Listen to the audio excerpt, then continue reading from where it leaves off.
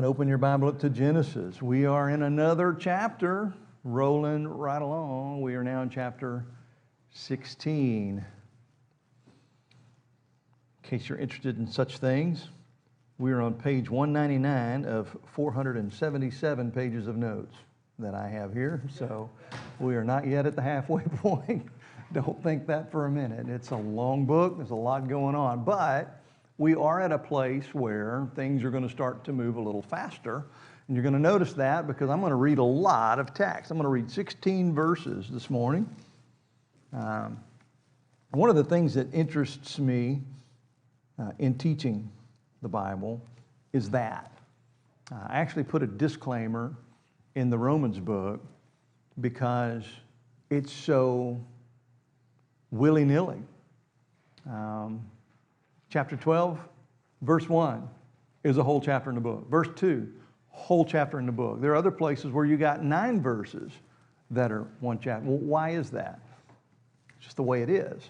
Some things are detail specific. They're dense with theological content. Some things are more narrative, and you have to get to the end of the story to have the content as a package. Well, we're looking at one of those right now, where we have a story, and to understand the story, we need to read the whole story. And so we're going to go through what we usually refer to as Sarah's folly. Sarah's folly.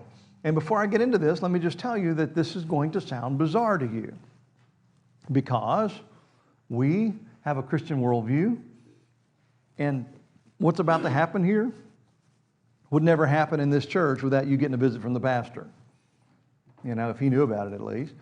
This is weird because this woman is going to give her husband, her slave, to copulate with, to give him a son. And we're all going, huh? This is Abraham. This is the patriarch. This is the guy that was the standard bearer of our faith. How could that be? And I want to remind you about the nature of theology. I always say God did not create Adam and give him a Gideon Bible. He created Adam and said, don't eat that. And the whole counsel at one point in history of Adam's theological system of do's and don'ts, it was one thing. And guess what? That proved to be too much. You know the story. So, theology is, we call it progressive revelation. God progressively revealed himself, first through Adam, then through Adam's children, Adam and Eve. Boy, they learned a lot quickly. But death came, and then through their children, Cain and Abel, and they learned about what God expected of the sacrifice. And then you go on, you go on, you go on. You got Enoch, who apparently knocked it out of the park. You got Noah, the only man finally lived. You go all through Scripture, and God is still revealing himself. Well, we're just at Abraham. All the things you and I know about what God expects regarding sexual propriety, he had not revealed yet. Now, there were some things that seem to have been known. There are things that are known because of the canvas of the human conscience, that we are created in God's image and we have a conscience. And even people that have never heard of this God at all have certain understandings of what you do and don't do. But we are at a place where God has not given any prohibition against what's about to happen. So keep that in mind. Sarah, we call it Sarah's folly because it ended up being a massive mistake, but it wasn't. We don't call it Sarah's sin, and we don't call it Abraham's sin because God had not revealed this to be a sinful thing. But if there was a sin here, the bigger sin was they did not trust God. So our context is God has told Abraham twice now, I'm making a covenant with you. The Abrahamic covenant is the whole enchilada we've been talking about. I'm going to bless those who bless you. I'm going to curse those who curse you. The whole world will be blessed through your offspring. All of that depends on Abraham having an offspring. Last week, Abraham prays to the Lord. It's like, Lord, right now I've got this Syrian guy that lives in my house. Probably was his household manager. He's my heir. Right now, if I kill over this guy from Syria that's traveled with me that I trust with all, he's probably one of Abraham's best friends, though he is Abraham's chief servant. He is going to inherit my whole estate. because I don't have a son. You promised me a son and I don't have a son. God said, you'll have a son. Abraham believed him, and it was credited to him as righteousness. So that's our context, 16 verse 1. Now, Sarai, I'm just going to call her Sarah. It's Sarai. That's awkward for me because we all know her as Sarah. Her name's going to be changed. Abram has been Abraham because his name's going to be changed. Now, Sarah, Abraham's wife, had borne him no children. She had a female Egyptian servant whose name was Hagar. And Sarah said to Abraham, behold now, the Lord has prevented me from bearing children. Go into my servant, that it may be that I shall obtain a child by her. And Abram listened to the voice of Sarah. So after Abram had lived 10 years in the land of Canaan, Sarah, Abram's wife, took Hagar the Egyptian, her servant, and gave her to Abraham, her husband, as a wife. And then he went into Hagar, she conceived, and when she saw that he had conceived, she looked with contempt on her mistress. And Sarah said to Abraham, may the wrong done to me be on you. I gave my servant to your embrace, and when she saw that she had conceived, she looked on me with contempt. May the Lord judge between you and me. But Abraham said to Sarah, behold, your servant is in your power. Do to her as you please. Then Sarah dealt harshly with her, and she fled. The angel of the Lord found her, this is Hagar, by a spring of water in the wilderness, the spring on the way to Shur. And he said, Hagar, servant of Sarah, where have you come from and where are you going? She said, I'm fleeing from my mistress, Sarah. And the angel of the Lord said to her, return to your mistress and submit to her. The angel of the Lord also said to her, I will surely multiply your offspring, so they cannot be numbered for the multitude. And the angel of the Lord said to her, behold, you are pregnant and shall bear a son. You shall call his name Ishmael, because the Lord has listened to your affliction. He will be a wild donkey of a man, his hand against everyone, and everyone's hand against him, and he shall dwell over against all his kinsmen. So she called the name of the Lord who spoke to her, you are a God of seeing, for she said, truly here I have seen him who looks after me. Therefore the well was called Bir Lai Roi. It lies between Kadesh and Bered. And Hagar bore Abraham a son, and Abraham called the name of his son, whom Hagar bore, Ishmael. Abraham was 86 years old when Hagar bore Ishmael to Abraham. Now, this story is a story. It's a big story. It's a lot of text. There's a lot going on in the text besides just the story. We probably won't get through it all today. So the circumstances where we start, I already gave you the background. Abraham still didn't have a kid. So Sarah, verse 1, Abram's wife, had borne him no children. God made him a promise, and yet Abraham still has no children. And we need to understand some context. I think for all ages, women struggle with childbirth issues. And I don't say this, and I say this in a room with women present, not knowing all of your individual stories, not knowing the stories of the people you know. I know my story. I know the people of many, many people I have pastored over the years, and I know things by merit of living on the planet. There's something in the heart of most women that yearns to be a mother. There are exceptions. I think God has made exceptions. God has called some people not to have children. He's called some people not to even marry. But there's something in the heart. And here Sarah is, having had no children. By the way, she's about 80 right now. Now, they lived longer than we do in this time, but she's well past childbearing years. Abraham knows that, and he knew that when he told God, I still don't have any kids, and God says, you will. The question is, how in the world is that going to come to pass? Now, let's go back. Go back to where we were a couple of weeks ago. Abraham said to the Lord in verse 2 of the last chapter, what will you give me, for I continue childless, and the heir of my house is Eliezer of Damascus? You've given me no offspring, and a member of my household will be my heir. The word of the Lord said, this man will not be your heir, your very own son will be your heir.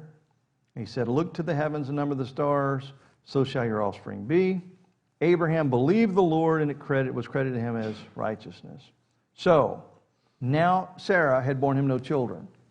To say that Sarah had borne him no children, for Abraham's part, isn't the same as it is for Sarah's part. Abraham has been promised offspring. Sarah has not. Not yet. That's coming. But right now, the question is, so Abraham's going to have offspring. He's going to be part of this great work of God. He's going to have all of these heirs that you couldn't count if you tried to, like the sand in the seashore. What about me? Am I going to be left behind? Am I going to be the wife that was never able to fulfill the... And in that day, by the way, that was magnified. In that day, if you were a woman who could not provide a child for your husband, it wasn't seen as a medical thing. It wasn't seen as, that's unfortunate, but we got all these other ways for you to count in society and to make yourself seen and known. And in that day, if you were a woman who was childless, it was a death grip. It was as though your entire existence had failed. Because in that day, a woman's job was to bear children for her husband and take care of their household. Now, I don't say that, I'm not saying that's the way it ought to be. I'm not saying, oh, you ladies ought to be barefoot and pregnant. I'm not saying that. I'm saying that's how it was. That was a fact of life on the ground. And Sarah's feeling it. She's feeling it. So, the knowledge of God's covenant was in fact good and binding. This is a problem for Sarah. She is thinking maybe I'm the hindrance in Abraham not having this great offspring he was promised. So, it seems that it comes from a place of wanting to do maybe the right thing, the wrong way. Not blaming Sarah. Now, I'll blame her for what she does next. I'm not blaming her for this. I think for the theological system that they knew, within the theological framework they had been given, this seemed like a perfect, let's do this. And by the way, her Egyptian servant was a slave. The fact that she was Egyptian means that she may well have been given to Sarah when they were in Egypt and Pharaoh tried to steal Sarah for himself, because again, she was apparently a smoking hot 65-year-old or 70-year-old at that time, that the Pharaoh of stinking Egypt looked at her at that age and said, I got to have her. So Sarah was a hottie. And so he took her for his own. God brought judgment on him. He sent them away with all these gifts. And those gifts included servants. And yes, this also affects our sensibilities. They were slaves. Real slaves. They were indentured servants. That bothers us. It should bother us, especially in our modern world. In that world, slavery, in most instances, was how that world dealt with impoverishment. We deal with impoverishment a different way. And if we're honest about it, the way we deal with impoverishment is we take money from everyone who has it and gives it to those who don't. That's what we do. Taxation and state benefit. That's how we deal with impoverishment. I'm not saying anything about its rightness or wrongness. I'm saying that's what we do. There are times that it frustrates me, and there are times that I see the need of it. And I think we could do a lot better job, but I'm not a politician, I'm a preacher. So in their day, if you were destitute, there were no state programs. You found a master who would purchase you, and in purchasing you, you became his. But he provided you with a home, he provided you with a job, he provided you with food, he gave you the opportunity to raise a family, which he encouraged, because when people are born into slavery, they're born into slavery, and you, in fact, became a commodity of his household, and in many cases, loved him like a family member. They are part of the household. So that's the old slavery system that we're dealing with here. Now, there are also slaves that happened from warfare, and that's a whole other story.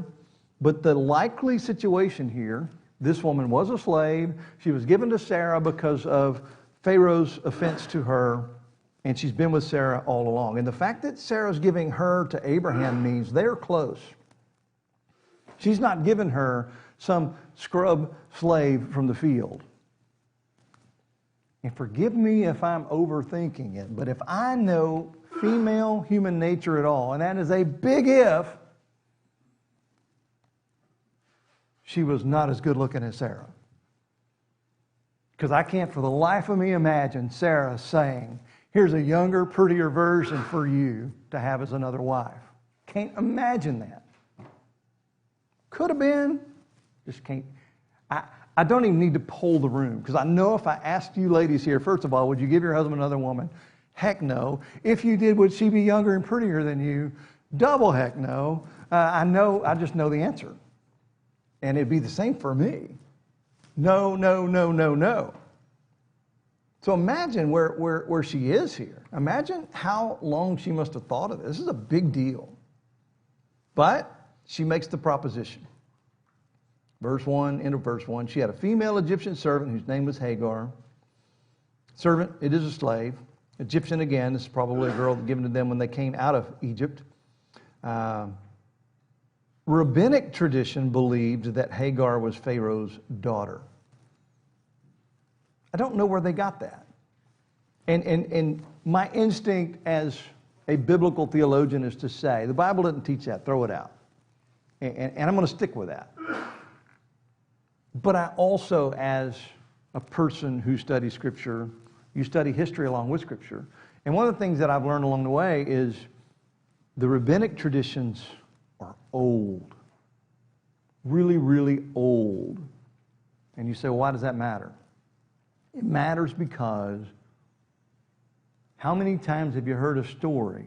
And while the story wasn't exactly right, you trace it back, and find out there's a thread of truth in that. That story didn't come from nowhere. And old rabbinic traditions, and we're talking about going back to the middle of the Old Testament. We're 1,000 years before Christ. Not quite to Abraham's day, but not that long. After Abraham had his grandchildren and the tribe started and they came out of slavery, these traditions started being documented in Moses' day. 500 years later, who knows? She may have had, I do think it makes sense that she had a connection to Pharaoh's household. I think she was probably one of his servants. But whatever she is, Hagar is Egyptian, and she is a slave, Sarah's slave. And she was obviously an important enough slave to Sarah that she gave her. Sarah said to Abram, behold, the Lord has prevented me from bearing children. Go into my servant that it may be that I shall obtain children by her. Notice how she said that. She said, first of all, the Lord prevented me. She understood that God was sovereign. God promised you children, but he hasn't given them to me. He hasn't given them to you through me. Well, if God promised you children, let's make God a truth teller. Let's provide you children. But it wouldn't be hers. She said, go into my servant. She's giving her slave to Abraham as another wife. Now, this creates what I think is an interesting situation, too. In that day, like it or not, Sarah was little more to Abraham than the most glorified servant in the home, because wives were that way back then. The partnership of marriage that you and I strive for it to be, the New Testament teaches us it should be, that hadn't taken a lot of root. The old system was the man run everything, and the wife did exactly what he said. Exactly. Because she absolutely depended on him. And if he was displeased with her, she had no recourse if he threw her out on her rear end. So she is, in effect, offering this to her husband, but if he chooses this, she is also yielding her ability through Hagar to manage Hagar.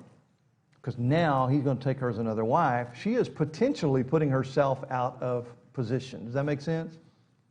She's taking the risk that exactly what happened and she feared when it happened could happen, not knowing how Abraham was going to respond. We've already read that part, so we know that Abraham responded favorably toward her, but he might have said, you know what, this is now my wife too. Sit down and shut up and deal with it. You made this choice. I accepted it. Now this is my wife and you're my wife. I'm not choosing between. He didn't. He said, this is your servant. Do as you please. He let her stay in control, but she really, really took a risk here. And you could tell that she felt it. Go into my servant. Everything about this is just beyond our ability to imagine. But given her slave as another wife to her husband, that it may be I shall obtain children by her. Now that's interesting. That I may obtain children by her. You hear that? That means how it sounds. She's not saying that she can become now your baby mama. Oh no, I'm still going to be baby mama. But you take her as a wife and you have a child, and then I'll raise the child as my own, is the way that reads. By the way, that was a cultural norm. I'm going to be talking about the Code of Hammurabi. This is history, not theology. Hammurabi was a Babylonian king. He wrote the world's first, that we know of, fully documented legal code. We found it in archaeological digs, and he was in power around this time. Not quite yet. Abraham, I think, predates him. But what we see in the Hammurabi Code is Hammurabi took what was cultural norms and he wrote them down. And so we have a lens. We can go, if someone pulled up something from today and saw a law in America, and then they went back 250 years to our founding and saw, we could say, in that day in America, it wasn't okay to kill people because we see that in their legal system. So it's not explicitly that Abraham lived under the Code of Hammurabi, but the Code of Hammurabi was indicative of how the world worked in that day. And in Hammurabi's code is a law that says if a woman is barren, she is obliged to provide her husband a handmaid for children. So what Sarah was doing, as weird as it seems, wasn't weird at all in their day. I say that because most likely you didn't know that. I didn't know that until I studied Genesis and studied these things, because you read this and you're just like, that's the dumbest thing I've ever heard. And it is, but it's the dumbest thing you ever heard that everybody in the world at that time did. And for all I know, Sarah started it. For all I know, she was the one who did it, and Abraham was so famous that other people said, we're going to, Sarah had a good idea there. We're going to do that. I don't know. But I know that Hammurabi's code had a law that said that you must provide one. If you have a handmaid that can give your husband a child, you got to do that.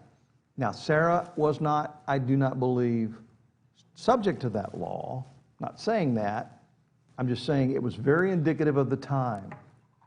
So what she was doing wasn't actually weird for her day. It's just weird to us. She says, it may be I shall obtain children. That's ulai. It means perhaps. She's attempting to, it seems, determine God's plan on her own.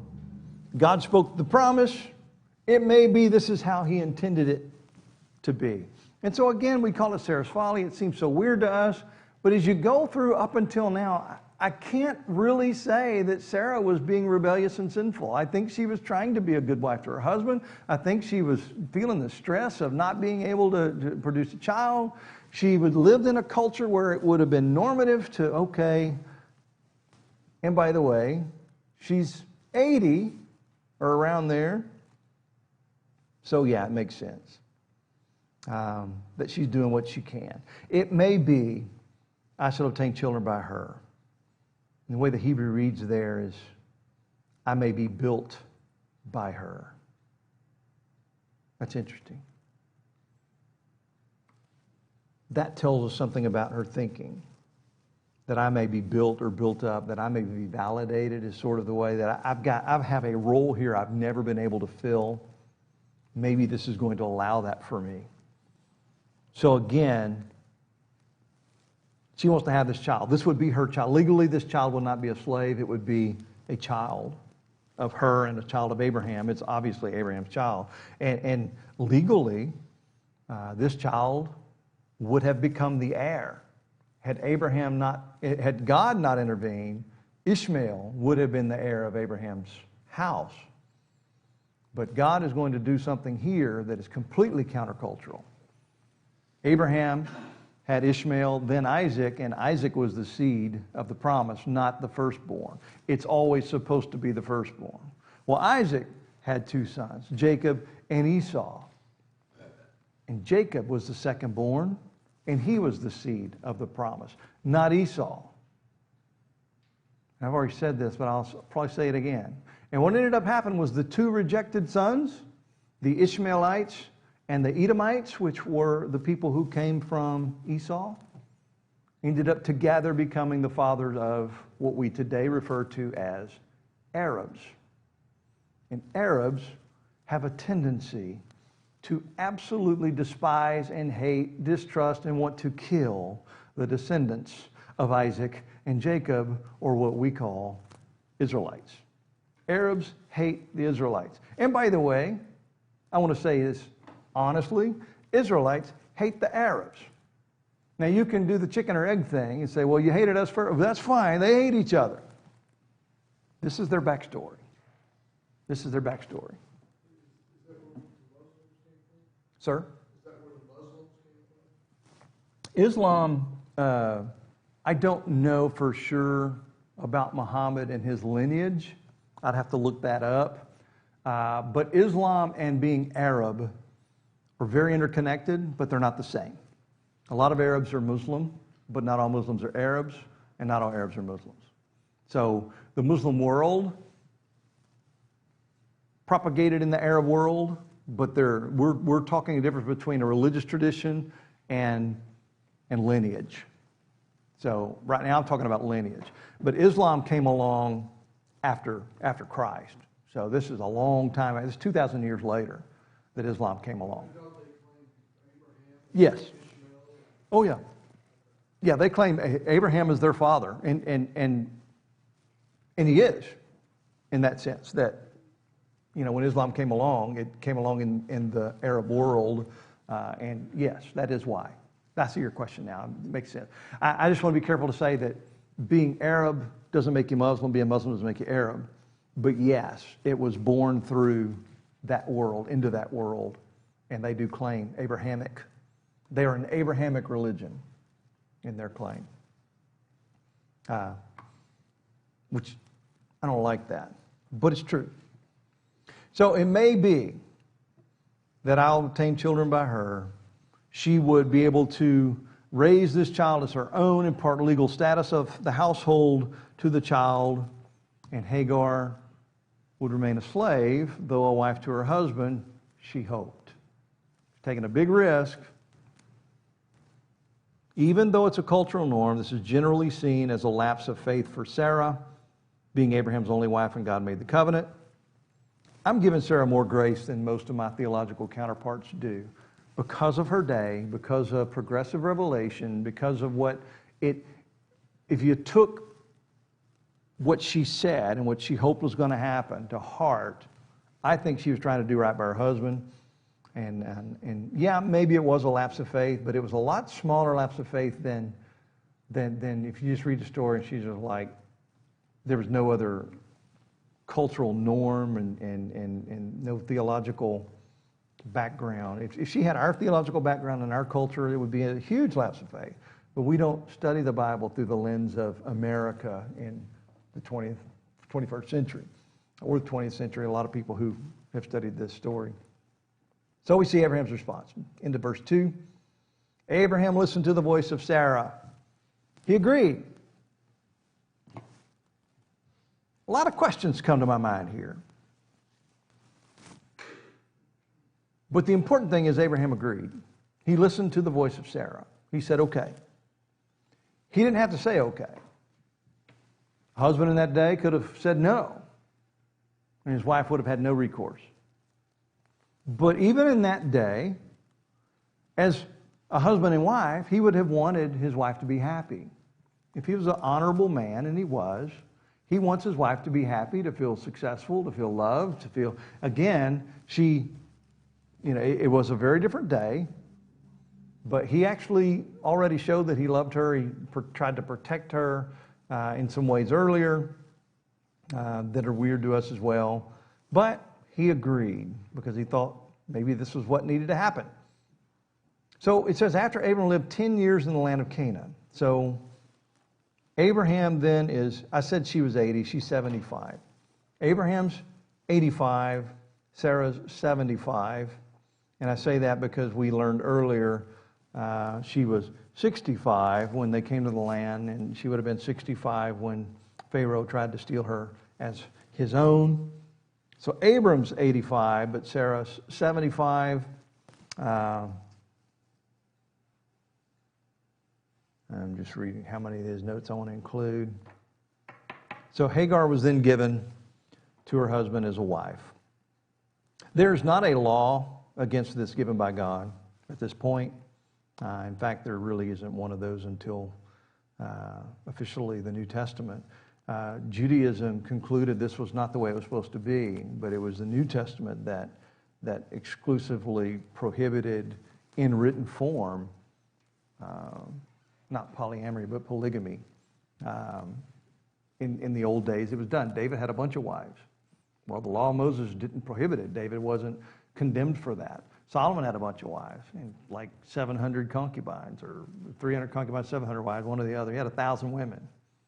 And still, he was the wisest man that ever lived. That shows you how foolish the wisest man that ever lived could be. 1,000 women. Can you even fathom that? What do you do? I guess on the flip side, you can have 999 of them mad at you, and you still got one to hang out with tonight, I don't know, but good Lord. So again, that was the day, that was the season, that was the theological template. God had not prohibited that. So Sarah gave her husband a wife. Verse 4, Sarah's dilemma. He went into Hagar. That means he took her as his wife. She conceived. It's what happens when you take someone as your wife.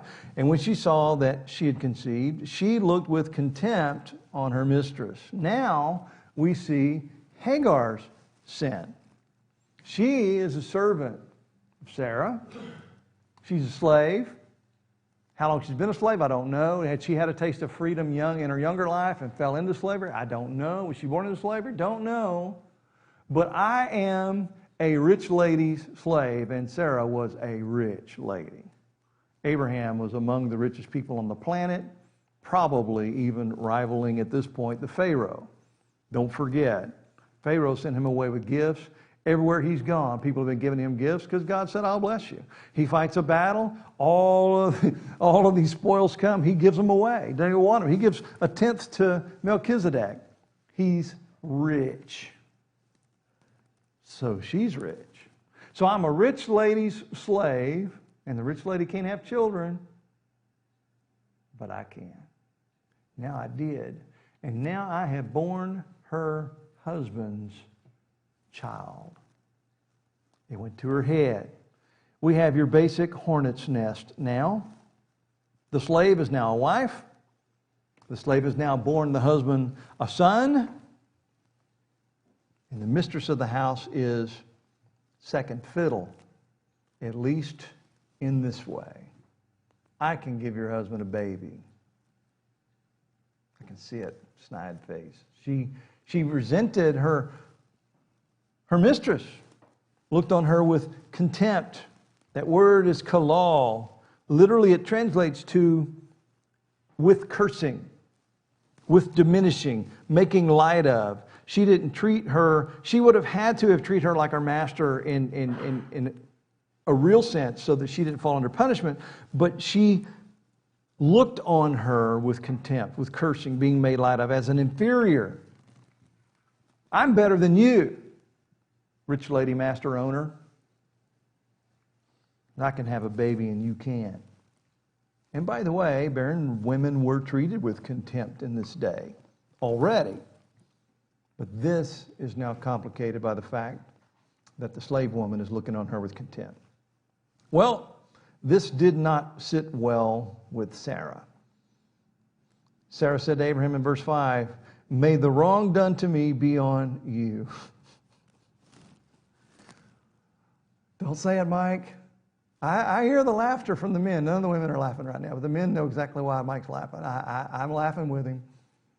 Mama said do this, he did it, and now it's his fault. That's what just happened. You just saw that in real time. Her idea, her provision, all came from her. And she says, this is all your fault. Well, In a way it was. She's not wrong in this case because he is the master and he could have said no. But here's another line from the Code of Hammurabi. Hammurabi. It says if a wife gives a female slave to her husband and she has then borne children, told you earlier this was in the code that this is a normal thing, if that female slave has claimed equality with her mistress because she has borne children, her mistress may not sell her, but she may put her among the slaves. So legally now that Sarah has borne a child into the household, the Code of Hammurabi said you can't sell her. Now, they're not bound by this code because this isn't a thing yet, and they're not in Babylon. But it teaches us about how the legal systems of the day worked, and it may well have been the law where they were, and it's how everybody thought in their day. So Hagar can't be sold now, potentially legally, but certainly culturally that wasn't expected. Because now she's a wife of the mother of the master child. Or the wife of the master and the mother of the master child. So Sarah had put herself in a bad situation, to which she's saying, this is all your fault because you let me do it. She said, I gave my servant to your embrace, and when she saw she had conceived, she looked on me with contempt. Then she says this, may the Lord judge between you and me. What does that mean?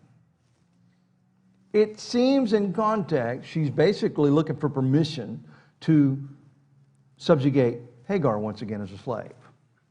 She still is a slave, but she's been elevated because she's been carrying the child of, now is nursing the child, now is raising the child. Though this is Sarah's child, it's convoluted. She's been exalted because of what she's provided for the master. She's now a wife, which exalts her. And Sarah's basically saying, the Lord judge between you and me. One of us is going to make a choice on this. And Abraham showed his love to his wife, and he said to Sarah, behold, your servant is in your power, do to her as you please. In other words, I'm not going to choose. You do it. Abraham is both a model of wisdom and foolishness all wrapped in one package. You know, it's like he has all this power because that was the day, but he loves his bride. He wants her to be happy. So he lets her probably make a stupid decision that was culturally normal. And we today, theologically, in retrospect, blame them both. At the end of the day they lived in, the decisions they made, I don't think were necessarily all that I don't think they were out of the pale at all. But Abraham was very uncharacteristic in the way he treated Sarah, because he treated her well. Even in this scenario, he's like, you do what you want to do. This is your servant. I know I took her as my wife, but she's still your servant. We have pregnancy now that has to be cared for. We're going to have a son, but whatever. So Abraham said to Sarah, this is your servant. Do as you please. She's in your power. So Abraham consented. Lord, choose between you and me. I yield. You make the choice. This is your servant. And then the text says, Sarai dealt harshly with her, and she fled. So, I don't know what all that means, but I can imagine. Treated her bad. You treat me with contempt? You think you're special because you can have a baby and I can't? I am your rich lady master. You don't come looking at me with that arrogant attitude. You're a slave girl, and I did all this to exalt you for the sake of my husband, and then you diminish me and you look at me with contempt? So she treated her bad. I can imagine she had extra work to do. I can imagine she got tongue lashed. I can imagine all kind of things. And by the way, women can be, and this is going to sound sexist of me, but I don't care. Women can be very creative when they become angry with one another. It's different between when two women get mad and two men get mad. It's a whole different thing. I saw a line in Seinfeld once, and it was the idea of fighting and beating each other up, and the men said to Elaine, the only girl in the duo, like, don't women do that? She goes, no, we just tease her until she develops an eating disorder. It's like, that was actually, it's hilarious because it's true. We've all seen it, There's a certain cattiness that we call cattiness because it only exists in the female ecosystem. And again, call me sexist, I don't care. We all know it's true. I just sometimes say the quiet parts out loud. She is treating her servant bad, and I imagine it involves a whole lot of that. And so I feel bad for poor Hagar. So Hagar then flees. Hagar, an angel of the Lord, we see in verse 7. Got a few minutes. Angel of the Lord found her by a spring of water in the wilderness, the spring on the way to Shur. Angel of the Lord, that phrase occurs 58 times in the Old Testament. This is the first mention. Angel of the Lord, angel in the Old Testament is malach. If you're in our angelology study on Wednesday nights, we've covered that. It's the same word as angelos in the New Testament. In the Greek, in the Hebrew, it is malach. That word malach could be a human messenger. It just means a messenger. It could be an angelic messenger. Here and through the Old Testament, when we see this phrasing, it is an angel of the Lord. That is a Christophany. In arguably every other case, thus arguably in this case. And what does that mean? A theophany means an appearance of God into the human world. A Christophany is what theophanies really are, because the Father doesn't appear in flesh, only the Son appears in flesh. So theophanies are Christophanies. Some would argue a theophany is the appearance of God, maybe through an object, but the idea of a person showing up and God is showing up, it's the second person of the Trinity. So we call it a Christophany. And it's the idea of the pre-incarnate Christ comes to Hagar by a fresh spring of water in the wilderness on the way to Shur.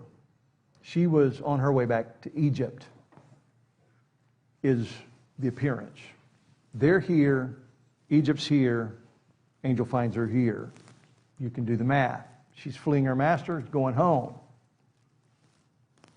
And the idea of Christ finding her is not like he had to, hunt. Of course, he's omniscient. Angels don't have trouble finding people. The idea is he was sent. He came. And he said, Hagar, servant of Sarah, where have you come from? Where are you going? This sounds kind of like God talking to Adam and Eve. Have you eaten from the fruit I told you not to eat? Like you're talking to a toddler and the crumb's still in the corner of his mouth. You know the answer. He knows the answer. But she doesn't know that he knows the answer. This is for her. Where have you come from? Where are you going? She was honest. I'm fleeing my mistress. You would think she might not want to tell anybody her plans. I'm a rich lady slave, a rich lady with a powerful husband who defeated 3 empires in battle simultaneously because they stole his nephew and brought all of them back. Abraham was a bad dude.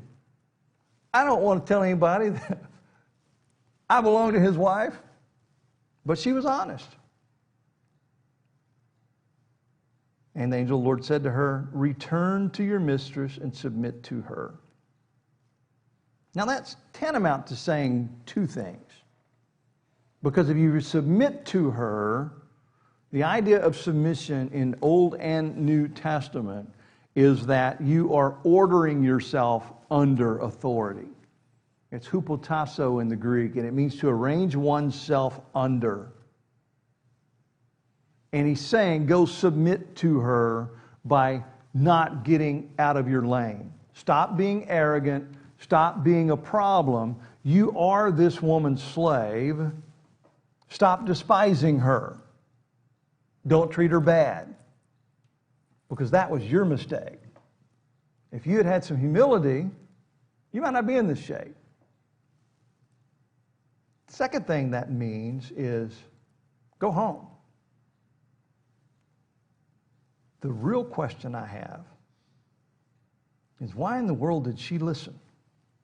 What reason did she have to listen? So we pick up in verse 10 next time. We're out of time. Questions, comments? Corey's not here to carry the floor on the questions today, so y'all might have to. Yes, sir. So, Abraham, so he didn't have kids. What did Sarah have done some kind of health problem? Apparently. Mm-hmm. Yeah, that's apparently. So when Hagar had Ishmael, when she left, did she take him? She hadn't had him yet. She's still pregnant. When she left. Yeah. Yeah, And she's gonna. You said she raised him?